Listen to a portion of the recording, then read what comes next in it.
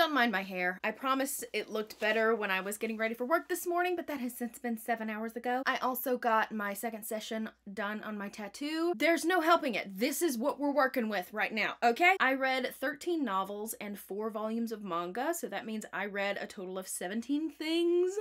In May, I did have 1 DNF, but we'll get to that, you know, when we do. All of that to say, I read 5,914 pages this month, which is so great. I'm so proud of myself. So without further ado, let's go ahead and talk about these books because I don't want to be here forever, and I'm sure you don't either. Who would want to watch me for long periods of time? I don't know. I read 3 volumes of romance manga.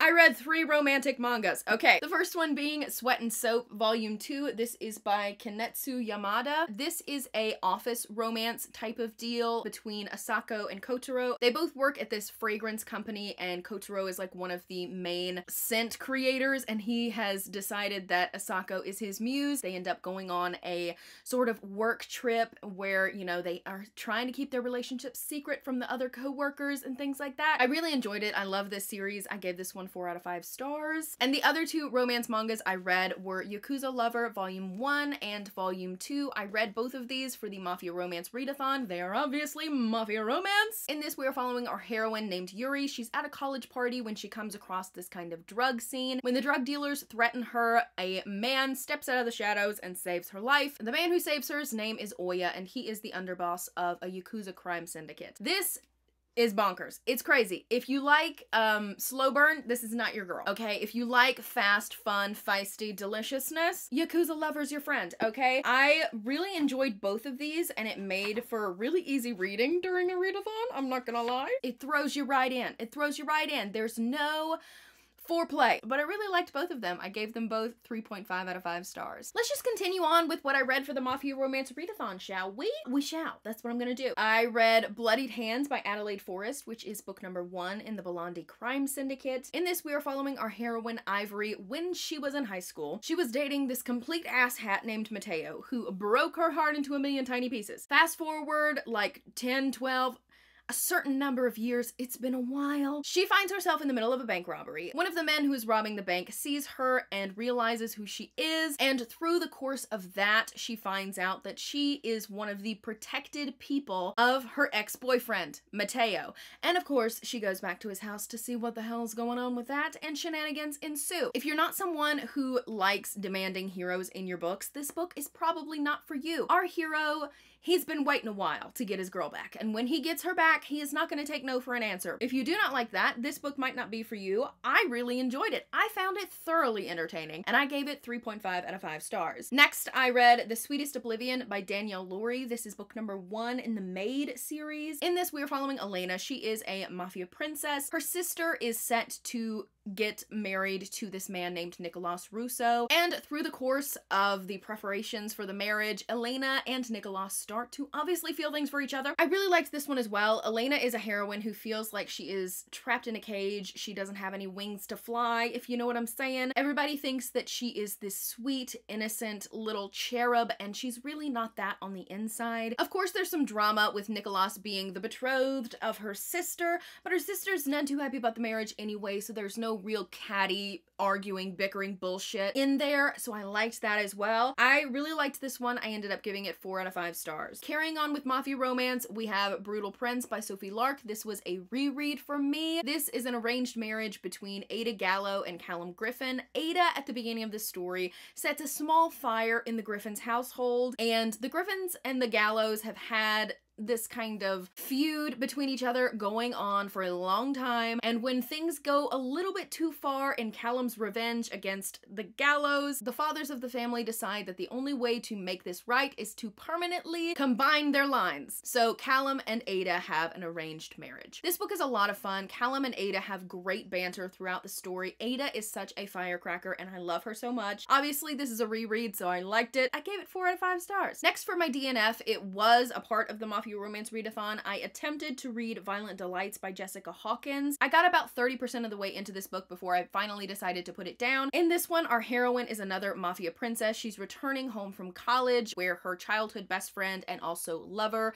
is. They're all a part of the mafia. It's a whole big mafia shenanigan. The reason that I DNF'd it was because the heroine was written in a very juvenile way, and the way that Diego, her friends to lovers, he's not the love interest of the actual book, he's just like the first love. Anyway, it doesn't matter. He was very lovey-dovey, and it gave me very much secondhand embarrassment, and I couldn't get through it. And finally, for the Mafia Romance Readathon, I read Ruthless Creatures by J.T. Geisinger. This is book 1 in the Queens and Monsters series. In this, we're following Nat, whose fiance left her 5 years ago. He disappeared without a trace the day before their wedding. So where we're at right now, she is getting ready to celebrate the anniversary of what would have been her wedding day when a mysterious stranger comes into town and pays for the house next to hers with full-on cash. Obviously, he's sketchy. Obviously, he's in the mafia. Obviously, there is some sexual tension between our heroine and this new sexy neighbor man. This was a really hyped book around the spheres of Romance Booktube, and I liked this one okay, but it wasn't a new favorite. I really felt like this story was kind of insta-lusty, insta-lovey, and everything was moving a little bit too quickly for my taste. While I was reading this, their sexual chemistry was off the charts. It was insane, but their emotional chemistry, like outside of the bedroom, I just didn't see, and I wasn't convinced of it. I did end up giving it 3 stars because I was kind of feeling like meh about it, and Sloane's character, which is Nat's best friend, was the star of the show for me. But yeah,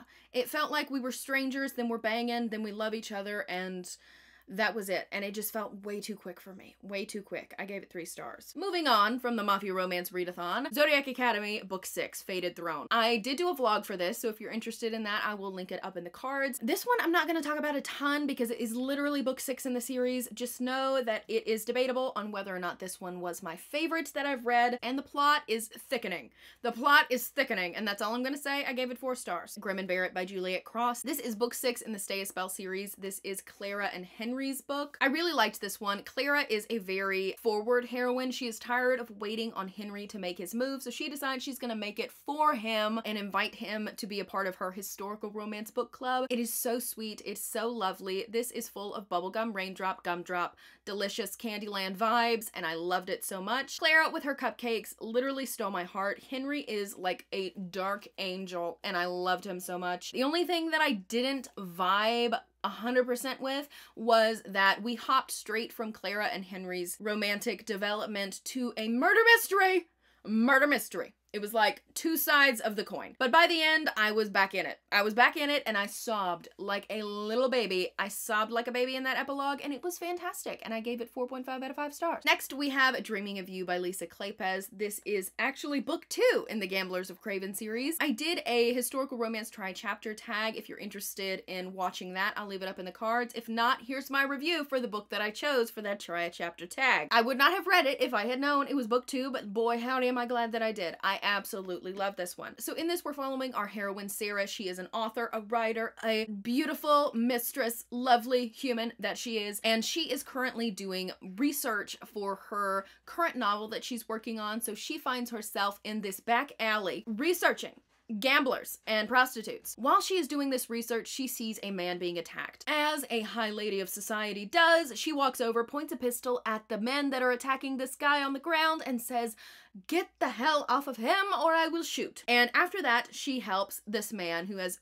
been brutally attacked. He turns out to be the infamous Derek Craven. Derek is the owner of a very illustrious gambling den in London. Sarah makes a deal with him to where she can go into his club and do her research, and in exchange, she will not venture into the dark alleyways of the London streets. Sarah is a fantastic heroine. I loved her so much. Derek is the perfect amount of tall, dark, and traumatized that I just crave. Derek Craven, I crave the Craven. Derek is very guarded. He's delicious. I gave it 4.5 out of 5 stars. It was so yummy! Next, apparently, we went back to Mafia because I didn't get enough Mafia at the beginning of the month. We read we didn't read it. I read it. I read Desperate Measures by Katie Roberts. This is book 1 in her Wicked Villain series. This is Jasmine and Jafar's book, okay? Like I said, it's mafia romance. At the beginning of this one, Jasmine's father, who was like the leader of this mafia family, den, I don't fucking know the terminology. He was the leader. He has been killed by his second in command, Jafar. And Jafar wants his spoils of war, those including Jasmine. This does have some CNC in it. I've read a couple books before this with CNC in it, and it didn't vibe with me. It kind of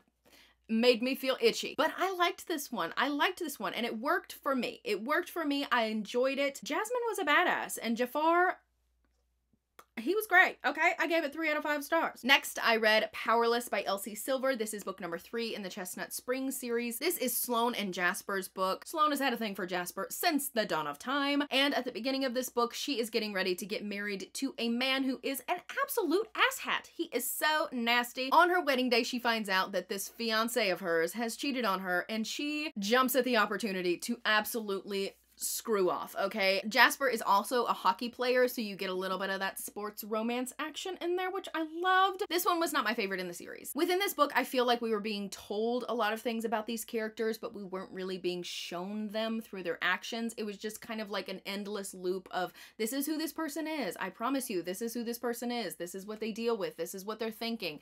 And I just didn't feel as connected to the characters as I did in the previous 2 books. Also, with the beginning marriage thing that happened between Sloane and this dick schnozzle, I didn't really understand how she got in that situation, and through the course of the book, you see that none of that first part was her character at all. I did end up giving it 3.5 stars because it was still a fun time. There was just some little nitpicky things that just didn't.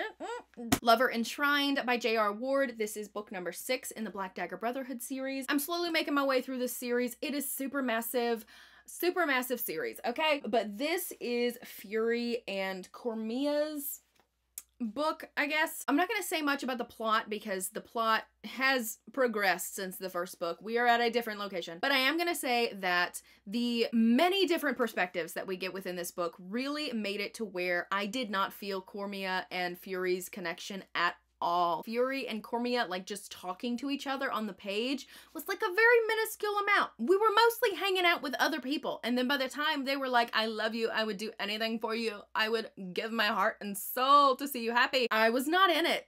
I didn't believe it. I was like, what? How did we get here? Where are we now? I have no idea. In this book, there is a massive trigger warning for substance abuse, so if you are sensitive to that, be aware. I didn't feel the romance, but I did enjoy the plot and also the other character perspectives that we get. I loved those characters, so I ended up giving it 3 out of 5 stars. 3 stars for John Matthew. That's what I gave it. The Duchess Steele by Tessa Dare. This is book 1 in the Girl Meets Duke series. Within the last few years, the Duke of Ashbury has returned home from war. He is very scarred because of an explosion that happens. When he returned home, his fiance was pretty much disgusted by his appearance, broke off their engagement, and at the beginning of the story, he is ready to try it again. He wants an heir so that his family will not gain the dukedom. He wants his dukedom to stay in the family, you know what I mean? So enter our heroine, Emma. Emma is a seamstress. She was actually the seamstress that made his ex-fiance's wedding dress, and at the beginning of this story, she visits the Duke of Ashbury's home wearing said wedding dress because she had never been paid for the work that she had done. When the Duke of Ashbury sees Emma in this dress, he decides that she'll do.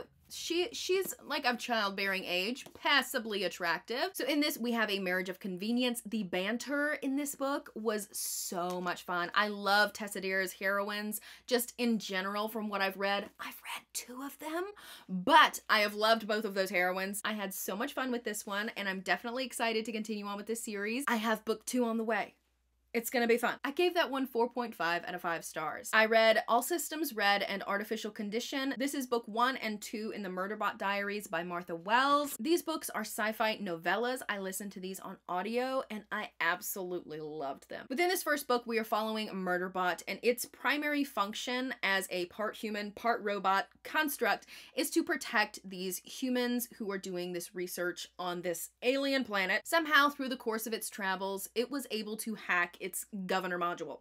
The governor module is the thing that is supposed to be controlling it. It limits its capabilities to make its own decisions. It kind of keeps it in this little box. Now it has hacked this module and it is sentient, and it doesn't really like humans. It's very shy. All Murderbot wants to do is literally sit in a corner and watch his pretty much like soap opera, telenovela type things, but it is forced to interact with humanity and it is not comfortable with that. I gave the first book, All Systems Red, 4 out of 5 stars, and the second book, Artificial Condition, 3.5 stars. I didn't like the second one as much. I definitely really did enjoy it, but I didn't connect with the side characters as much as I did in the first one. And last but not least, we have Vinland Saga Book 1 by Makoto Yukimura. This is a Viking revenge manga. In this, we are following Thorfinn, who is on this journey to avenge his father's death. It is so good, and I really appreciated that little bits and bobs of true, like, real Viking history were littered throughout it, so it was so much fun to kind of wheedle through and see the little stories that are actually historically accurate, all amongst this murder, mayhem, revenge plot that I have enjoyed so far. I gave this one 4 out of 5 stars. So those are all of the books that I read in the month of May. I have been sitting here for far too long and my throat is dry. I hope you guys enjoyed this video and I hope you have a fan-fucking-tastic day, gorgeous, and I will see you next time.